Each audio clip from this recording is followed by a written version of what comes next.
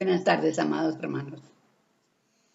Bueno, aquí nuevamente con el estudio y vamos hoy a continuar el libro del Código de Amor, tomo 1. Estamos estudiando, vamos en la página 255 del Código de Amor y hoy vamos a estudiar el párrafo 5, los tribunales y los jueces. Entonces aquí el maestro pues nos va a enseñar cómo actúan, que él habla sobre todas estas leyes de los gubernamentales que hay. Pero que realmente aún todavía como reina la religión, entonces los jueces no se han limpiado de la religión. Y realmente que serán muy pocos los jueces que hoy por hoy conozcan la doctrina del espiritismo, luz y verdad. Entonces se encuentran las miles de dificultades por eso, porque condenan sin piedad por cualquier cosa. Y se ha sabido pues que hasta por dinero, es decir, condenan a una persona porque hay uno que lo detesta, lo quiere lejos, lo quiere en la cárcel o lo quiere, bueno, en fin. Son muchos los inconvenientes que hay hoy día por los cuales sufren nuestros hermanos que están en las cárceles. Y vamos a leer entonces el párrafo. Los tribunales y los jueces. Los tribunales de justicia en general son lo contrario de lo que indican, pero son así porque son dependientes del poder religioso y basta. Para cerciorarse, ver constituido un tribunal cuyo ritual ceremonial e insignias son los de la religión y los del poder feudo de las religiones. Afortunadamente, de pocos años acá, es libre el acusado de jurar o no, pero se les pide promesa de verdad y sabéis que Jesús decía, y la ley de Moisés manda no jurar en vano. Y en el tribunal que necesariamente el reo ha de negar, se le pide juramento o promesa de decir la verdad, con lo que se obliga a jurar mentira, y entonces el tribunal es de injusticia.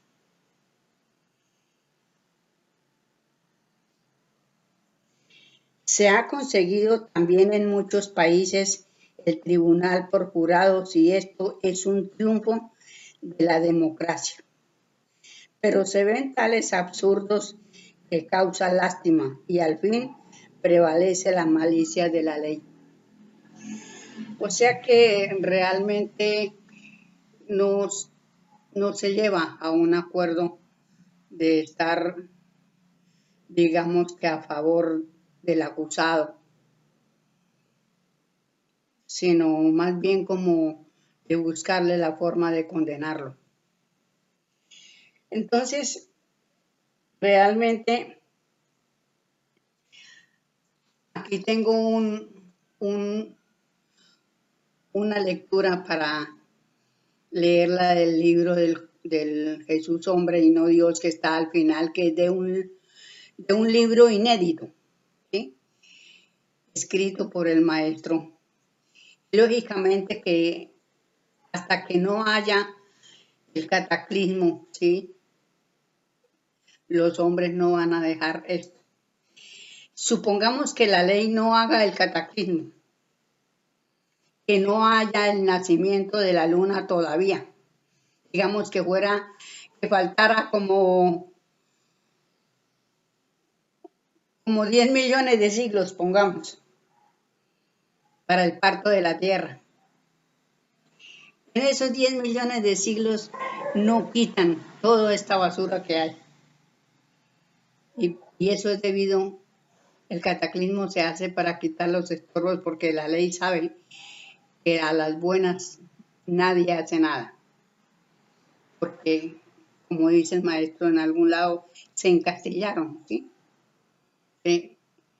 Se metieron en un laberinto que no quieren salir de ahí, porque se creen más que los demás. Como no hay igualdad, pues ese es el problema.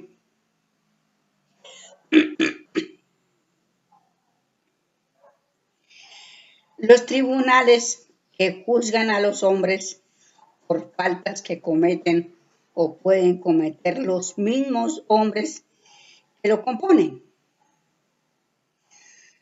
No son tribunales de corrección, sino de exterminio. Aun cuando no existiera la pena de muerte, y en la justicia divina están condenados esos tribunales donde se aniquila al delincuente sin corregirlo, porque se le inutiliza para redimirse. Entonces, realmente, pues esto viene de muchos siglos atrás. Pero realmente yo también entiendo hoy día. De pronto yo sufrí en una existencia pasada cosas así. De pronto estuve en la cárcel, de pronto cometí muchas cosas. Pero sí me doy cuenta, ¿sí?, de que lo que dice el maestro en realidad es la verdad. Una persona comete sea cual sea, robo, asesinato, lo que sea. Pero después del acto, después de una mala acción, la persona se da cuenta que hizo algo mal y quiere componer la cosa, pero ya no la puede componer porque está descompuesta. Pero quiere enmendar de alguna forma el mal que hizo. Pero si lo meten a la cárcel, si lo encierran, no puede hacer nada, por más que quiera arreglar el problema. Es decir, como se dio cuenta de que obró mal, entonces quiere enmendar la falta, aunque lógicamente, bueno, pero no puede hacer nada. Ejemplo, se me viene en este momento a la mente. Una persona mata a otra, sea a un hombre o a una mujer. Y hay niños en ese hombre o en esa mujer, y los niños quedan huérfanos, sin protección. Pero el asesino quiere proteger a esos niños y ayudarlos, hacerse cargo de ellos porque vio que cometió un hecho. Y lo puede hacer si le dan la libertad, si no lo cogieran preso. Pero como lo llevan a la cárcel, queda inutilizado, no puede hacer nada. Entonces, ahí es donde falla la ley humana. Porque saben, o solamente que se lo llevaran a la cárcel, lo pusieran a trabajar y el producto de él se lo pasaran a los niños, a los huérfanos. Eso ya sería otra cosa. Pero eso no lo hacen. Entonces, está errada, como dice el maestro, la, la religión está muy errada y los jueces en llevar a las personas a la cárcel, porque allí no se rehabilitan. Puede que aprendan un arte, ¿sí? Pero realmente eso no los rehabilita porque viven encerrados, privados de su libertad, solamente viendo las cuatro paredes y las mismas caras todos los días. Si es que pueden ver a alguien, porque qué tal que los tengan incomunicados por allá. Entonces, eso realmente no sirve para nada. Y se ha visto, pues, que hay muchos que salen, alcanzan a cumplir sus condenas y salen con más venganza hacia aquella persona que los acusó, o en fin. Y tenemos pues muchas cosas, muchas desavenencias, que ha de ser el que está en la cárcel y sale con un pensamiento de arrepentimiento y deja el odio a un lado. Ya es muy distinto, pero no, porque entre más encerrado, entre más sufre, más rencor siente. Y eso es pues normal, digo yo, porque estando uno encerrado. Además, el maestro dice que la cárcel, ¿para qué más cárcel si el espíritu está encerrado en el cuerpo y el cuerpo es la cárcel del espíritu? Porque mientras está encarnado, pues se desdobla y va a investigar o sale, pero no puede abandonar su cuerpo hasta que no le toque el momento de su desencarnación. Pero no puede, no tiene su libertad porque está atado a la materia. Entonces, esas son cosas que realmente se sufre por eso. Yo entiendo y comprendo muchas cosas que, bueno, da dolor pensar en eso. Bueno, sigo aquí, pero lo que exalta al espíritu es la parcialidad que reina en esas instituciones inquisitoriales, porque allí solo se castiga al débil, al oprimido, por todas las clases sociales. Y si de vez en cuando se sienta en el banquillo un plutócrata, todo se modifica en una fórmula, una parte mínima, cuando a ese debería aplicarse todo el rigor de la ley, que los suyos y tal vez él mismo añadió para oprimir. Entonces puede ser que este señor mismo haya hecho una ley, ¿sí? La haya hecho cumplir, ¿sí? Como acá, que sacan un artículo y lo hacen ley. Pero entonces, aquí tenemos muchos hermanos que se han sentado en la ley y han hecho ochas y panochas. Pero bueno, allá la ley les cobrará sus deudas. Entonces,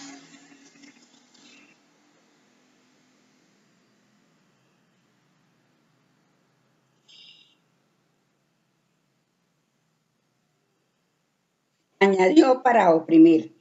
Si es una sotana el que ha sido usado por la voz pública porque ha sido descubierto en uno de los 1000 crímenes que comete, no habrá juez que tome su causa aunque se amotine el pueblo, o sea, un cura, ¿sí? Que haga algo, pues la ley o los jueces no lo van a meter a la cárcel, simplemente porque usa una sotana y eso le da poder. Digo yo, ¿no? En mis estudios, porque ya se le hará callar a palazos, pero al pueblo, ¿no? Esto se presenta muy a menudo, como en el célebre caso del padre Manuel y la infeliz Rosa Tuso, a quien se las sacrificó en vergonzoso calvario después de haber sido estuprada y se le declaró demente. Pero ya lo veréis, jueces, que os negasteis en aquel y otros casos en el mundo todo. Es que si hubo a esa señora Rosa Tuso, según dice aquí, la violó y luego de que la violó la declaró loca porque hizo lo que hizo, la declaró loca. Y como tenía sotana, nadie se quiso hacer caso de él, ¿sí? Entonces ahí están los defectos, los, de todos no, la cobardía de los jueces. Eso digo yo. Bueno, no porque debáis condenar, porque esto no lo podéis hacer ni con el padre Manuel ni con ningún otro hombre. Pero tenéis obligación de dar satisfacción al perjudicado y hacer pagar con un buen ejemplo de amor la falta cometida, reparando el mal en lo posible. Pero en aquel caso sois responsables de la muerte de aquella joven y de la parcialidad y miedo al coco iglesia, con lo que confirmáis que los tribunales son la mordaza manejada por la religión, por lo que los condenó a su desaparición en la forma y mala aplicación de la justicia de la misma iglesia o religión. Bueno, aquí tenemos que dar gracias a la ley divina, porque el 5 de abril de 1912, en el juicio de mayoría, el maestro enterró todas las religiones con la cruz y el Cristo. Así que en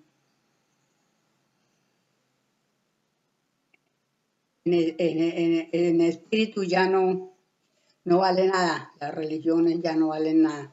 Estamos en la algarabía todavía porque estamos encarnados y la materia, ¿no? Busca, pero resulta que pues ya como espíritus que somos, que fuimos juzgados, ya tenemos una sentencia. El que no acate el nuevo código no queda para la tierra. O sea, los que sigan esclavos de la religión, pues no sé cómo les irá a ir. Porque sí es cierto que a todos, a la mayoría, por lo menos a mí también me llevaron a la pila del bautismo, ¿cierto? Yo no pedí que me metieran a ese carro, pero me metieron. Bueno, pero yo no culpo a nadie.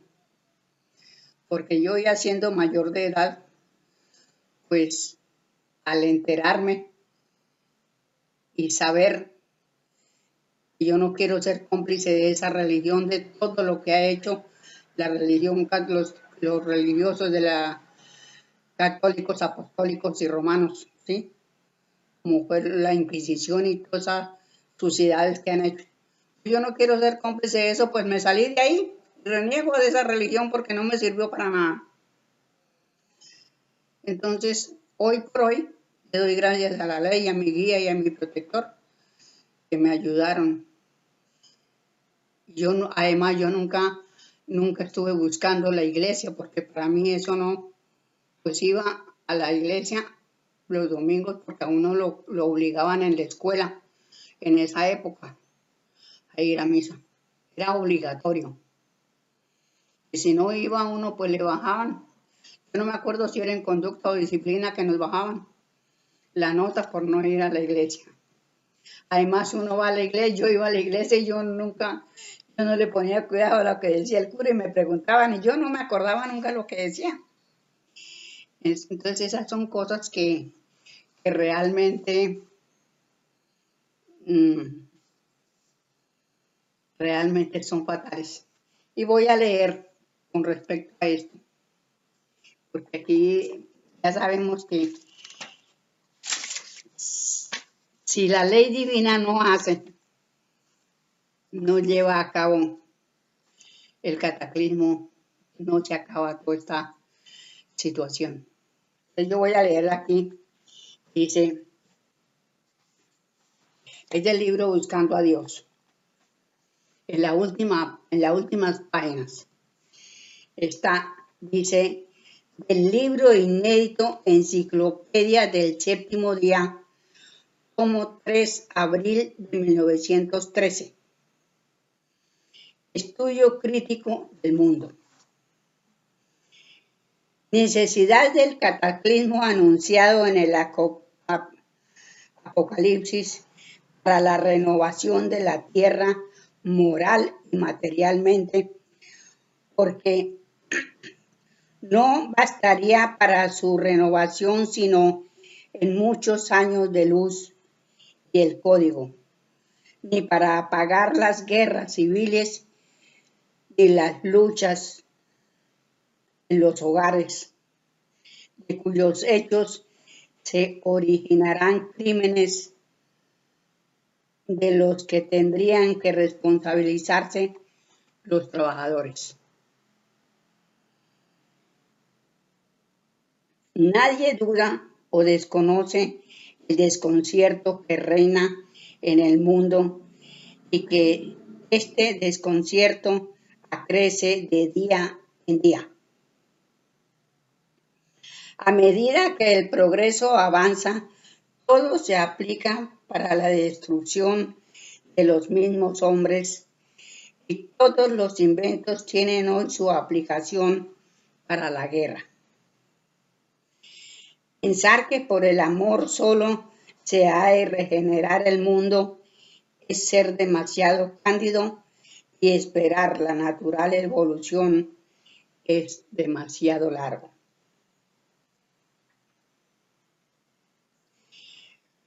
Por la evolución natural, o sea, por la renovación de las leyes y costumbres de los pueblos para llegar a una educación suficientemente moral para poder establecer la comunidad universal bajo el mandato de un maestro, aún teniendo antes el código de amor que ya está escrito y la luz como credencial.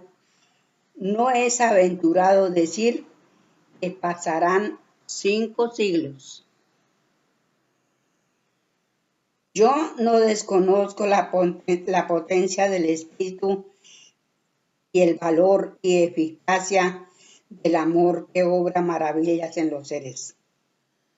No desconozco que la reencarnación trae grandes ventajas para el progreso de los espíritus dispuestos a la lucha y en fruición del código de la ley de amor que se ha proclamado. Pero conozco las debilidades humanas, conozco a los enemigos que no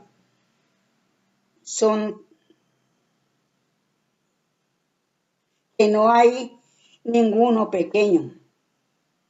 Y si a esto agrego que los enemigos son formidables porque la misericordia de los encargados de ejecutar la justicia les dejó creerse más fuertes, y lo son porque obran sin conciencia y han dominado ya por la supremacía.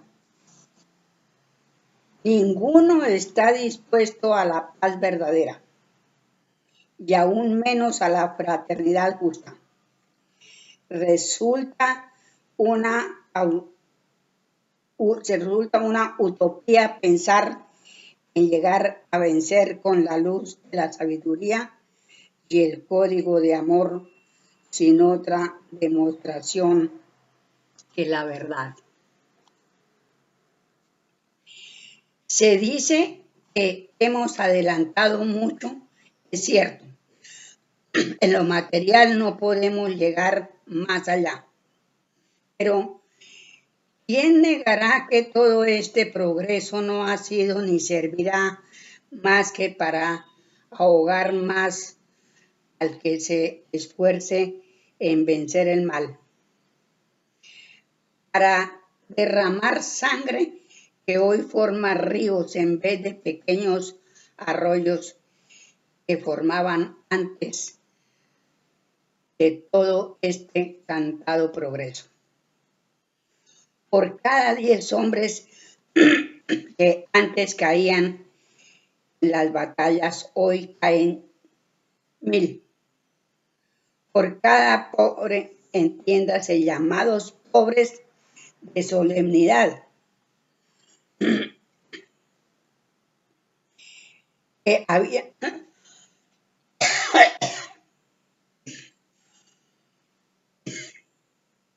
Ay, perdón.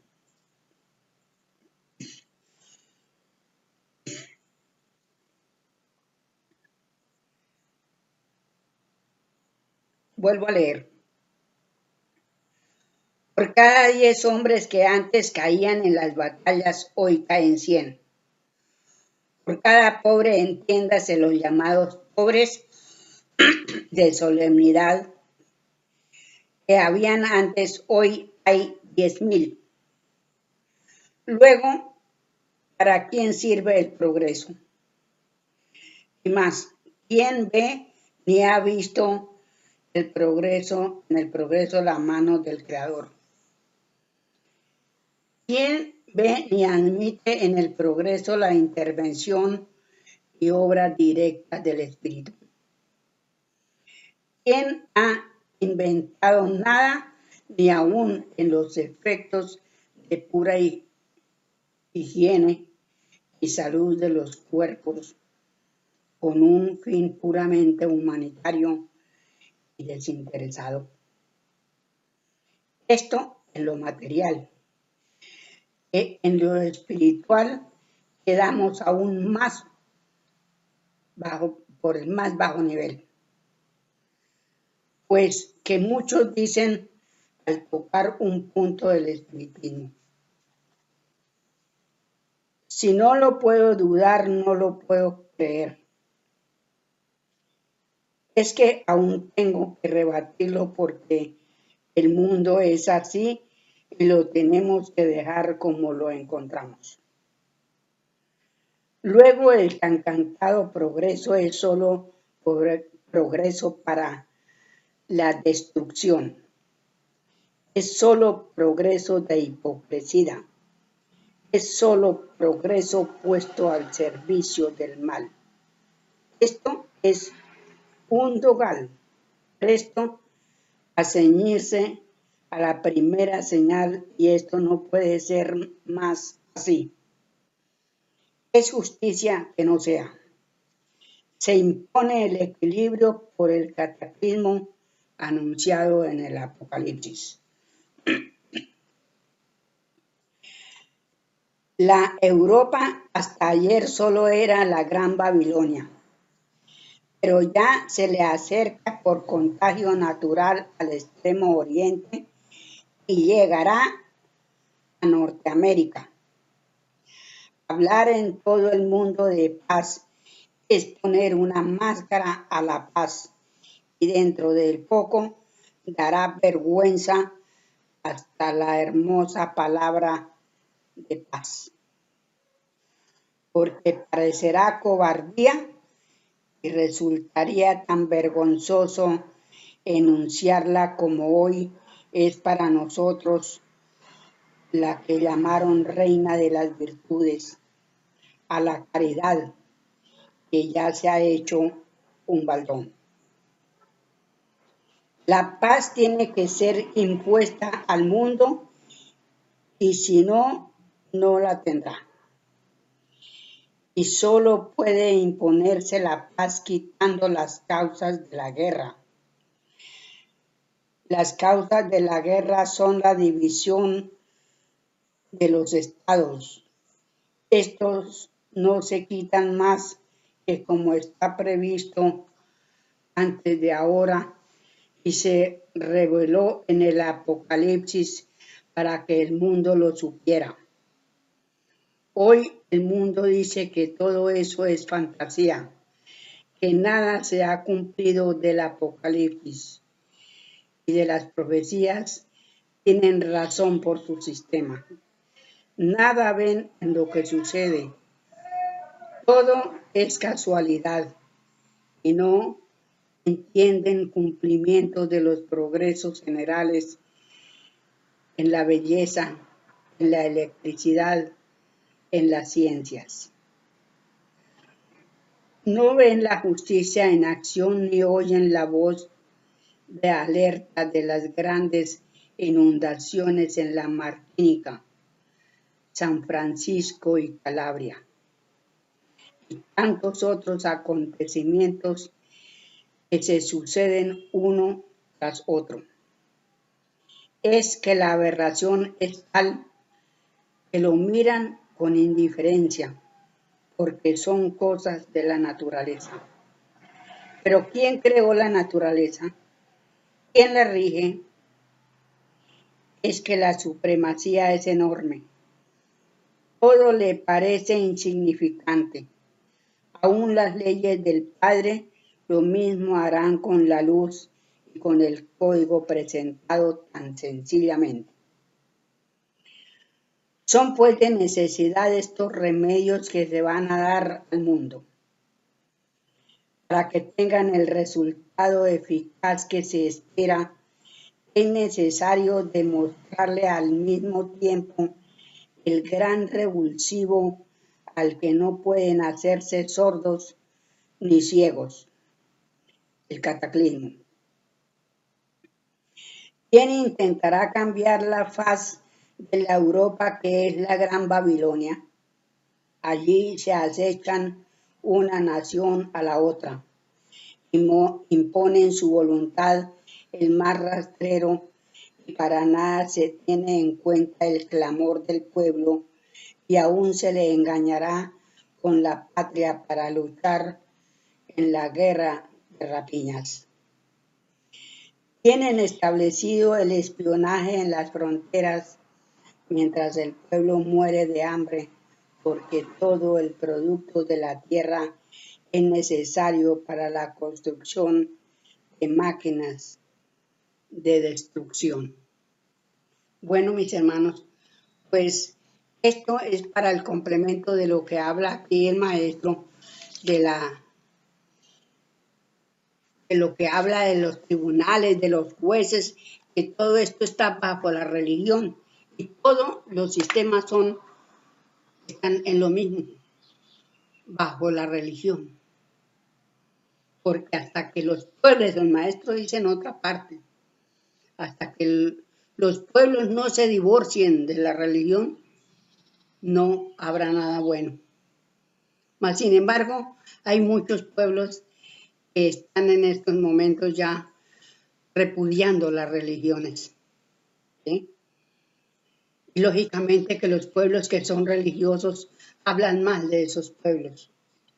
Me parece que fue en Nicaragua donde sucedió hace poco algo. Pues debe ser que el hermano que está manejando ese país es antirreligioso. Por eso tumba los pedazos de yeso que encuentra en todas partes. Así sean de yeso, de oro, de piedra, pero todos los que sean ídolos los tumbará.